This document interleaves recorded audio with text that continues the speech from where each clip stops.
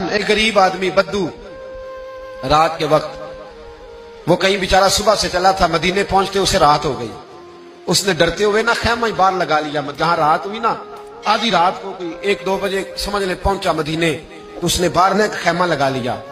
بیوی اس کی امید سے تھی، بچے کی ولادت کا وقت قریب آ گیا، بیمار ہو گئی. اس نے خیمہ لگایا، بیوی اندر ہے. حضرت عمر فاروق گشت پہ تھے رات کو، ساتھ ایک غلام تھا.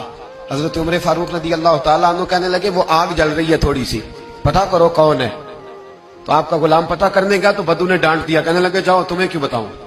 حضرت عمر خود گئے، کہنے لگے مسافر بھائی بتا تو صحیح. کہنے لگا جی چھوڑے، میں آپ کو کیوں بتاؤں، میں کون ہوں، کیسے آیا ہوں. فرمایا خیمے کے اندر سے کراہنے کی آواز آتی، کوئی درد سے چیخ رہا ہے، بتا ہمیں بات کیا ہے.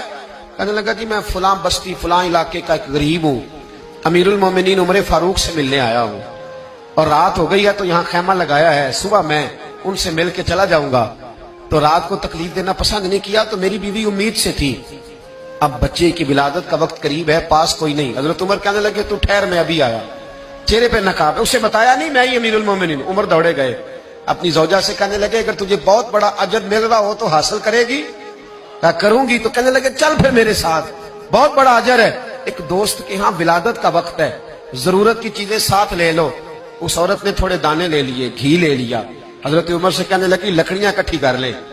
امیر المومنین کونسلر کی بات نہیں بتا رہا آپ کو، میں آپ کو ایم پی اے کی بات نہیں بتا رہا، ایم ایل اے کی بات نہیں بتا رہا، جو 10 گاؤں کو ملا کے چیئرمین بنا اس کی بات نہیں بتا رہا، اس کی بات بتا رہا ہوں جو 22 لاکھ مربع میل کا حکمران ہے. اس کی بات بتا رہا ہوں جو گلی سے گزرے تو شیطان رستہ ہی بدل جاتا ہے.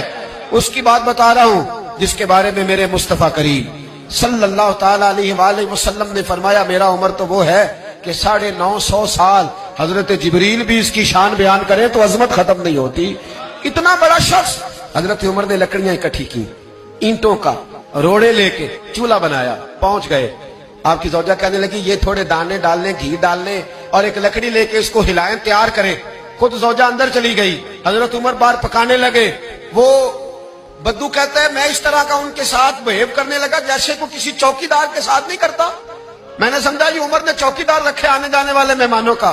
میں کبھی پانی کا پیالہ مانگتا، کبھی کوئی بات، عمر دوڑے جاتے، کبھی پانی لاتے. او مسلمانوں، او میرے رسول کے غلام عزیزو، حضرت عمر فاروق.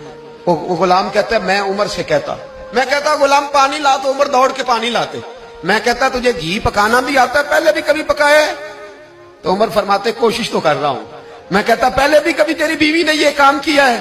تو حضرت عمر کہنے لگے مجھے یاد نہیں، پوچھ کے بتاؤں گا. کہتے کیا رنگ تھا، کیا انداز تھا، کیا مصطفیٰ کی تربیت تھی، کیا انداز حضور نے سکھائے غلاموں کو. یہ کس طرح کا امیر ہے کہ یہ ہنڈیا پکا رہا ہے، پھونکے مار رہا ہے ایک غریب کے لیے، دیہاتی کے لیے جسے جانتے بھی نہیں. اندر اس شخص کی بیوی کے ہاں بیٹا پیدا ہوا تو حضرت عمر کی بیوی اندر سے بول کے کہنے لگی امیر المومنین مبارک ہو، آپ کے دوست کے ہاں بیٹا پیدا ہوا ہے. جب کہا نا امیر المومنین مبارک ہو تو وہ شخص کہتا ہے میرے ہاتھ کانپنے لگے اور میں اس طرح دوڑا کہ میری پگڑی گر گئی. میں دوڑا تو عمر نے بلایا، کہا کدھر جاتے ہو؟ کہنے لگا آپ امیر المومنین ہیں، آپ امیر المومنین، آپ عمر ہیں.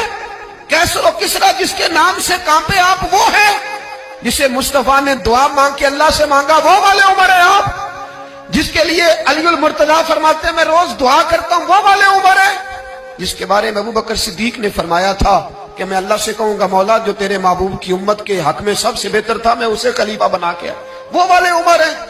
عمر امیر المومنین کی بیوی وہ تو خاتون اول ہوتی ہے، وہ تو ملکہ ہوتی ہے، اور تیری بیوی دائی بن کر ایک غریب کے بچے کے پاس بیٹھی رہی ولادت کے وقت. عمر امیر المومنین ہو کے تیری داڑھی ساری دھومے سے بھر گئی تو ڈیوٹی کرتا رہا. تو سیدنا عمر رو پڑے اور اس بدو کو سینے سے لگا کے کہنے لگے تجھے پتہ نہیں تو کہاں آیا ہے، اس شہر کا پتہ ہے؟ اس نے کہا حضور کہاں ہے؟ فرمایا یہ میرے نبی کا مدینہ ہے، یہ مصطفیٰ کا مدینہ ہے، یہاں امیروں کا استقبال نہیں ہوتا، یہاں غریبوں کے استقبال ہوتے.